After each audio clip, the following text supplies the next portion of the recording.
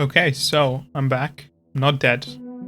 Last year I was finishing up my final year of school, getting ready for university. That's why the last video was over a year ago now. But that's not to say I didn't actually work on the game since that video, because I actually did. In fact, another video was almost ready to be released after that last one, focusing on the big three ideas I said I'd be working on at the end. That being multiplayer, AI, and watching cat videos. Now, admittedly, I didn't commit to that last one, as I already have a cat at home. The only issue was, I couldn't come up with the visuals for that video, and that was the only reason you didn't see anything from that. So, I'll briefly talk about what happened during that phase of development before I talk about what state the game is in today. In terms of the old game's multiplayer implementation, most of the mechanics were indeed retrofitted to work with networking, and I learnt a lot from it. Wait. No, my box. No. Get off my box. Off the map you go. Bye bye. Oh, hell no. No. No!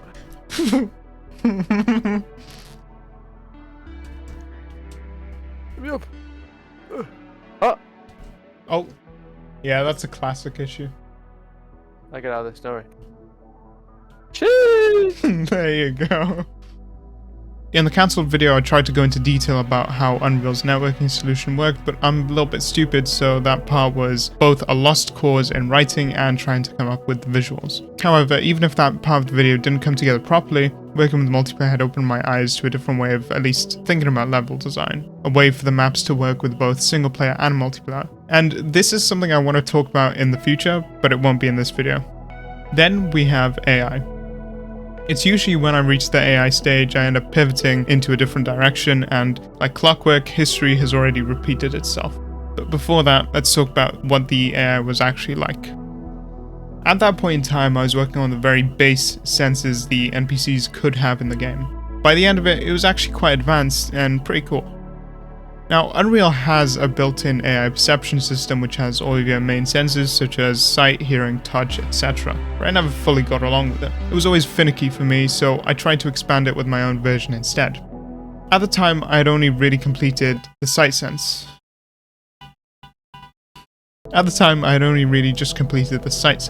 This used a visual field for sight, and it made it so that depending on where you were within this field and what sort of actions you were doing, it would behave differently.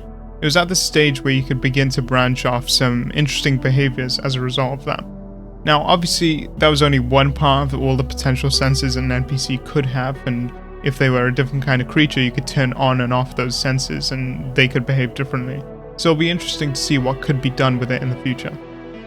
So, I've been building up to this, and I'll just rip the band-aid off. The game was completely rewritten sometime last year, from scratch. This time, it's on UE5 with C++ rather than blueprints. At the time, I already had a feeling I'd have to rework some major aspects, such as the UI, since it was severely limiting. Which is funny considering that in my last video I talked about how I prefer to design things in a way that could be expanded upon, knowing full well that the UI system was perhaps the furthest thing away from that idea. So, from day one, it was a big focus to work on the UI and make sure it could be expanded upon, and I'd say I achieved that. So finally, we can have more than a yes or no option, and have as many as you'd like instead. Admittedly, it still looks horrendous, but it's better than last time. It's something I'm gonna have to figure out for later, because I really don't understand how Unreal's UMG system works, and I just trial and errored my way to this point. So, compared to the previous version, what's new and what's missing? Well, it's just been a case of really re-implementing everything I had previously and improving it where necessary. I did add a quick turn button though, reminiscent of how it was handled in Resident Evil 1 Remake, and it feels pretty good to use. I also need to add a storage box, which is something I somehow forgot about even during the first run of this game. It's a survival horror game with Resident Evil style gameplay, so I'd say a storage box of some kind is quite important. From there, I have to go back to the AI, restart it, and then finish it. This time, I'll probably do it with state trees that were introduced in UE 5.1 rather than behavior trees. And then working on some test maps, refining the gameplay loop, combat health balancing, etc. There'll also probably be some other miscellaneous things being programmed in here and there. like progress triggers to allow the player to make some sort of forward movement in level to completion, along with figuring out cutscenes and some other stuff too. Clearly I've been holding back on going in depth into the topics being discussed today, but I'd like to go over them properly in their own videos when I have the time to do so. This has more so been a general update, and I'd like to get back to working on all of this while I still have the time before the second year of uni arrives. So yeah, sorry for the short video, but that's how it's just going to be. Maybe I will have some longer ones later, maybe there'll be shorter ones, who knows. If you don't mind helping out, you can also like this video, and subscribe if you'd like to see more. I'm still experimenting with how best to do these kind of videos, so any feedback in the comments would be much appreciated too. I also have a Discord server, which the link is in the description. I give usually daily updates on stuff, and you'll get notified first thing when I have a new video up. Veteran these days has a Discord server, so you don't need to join it if you really don't want to.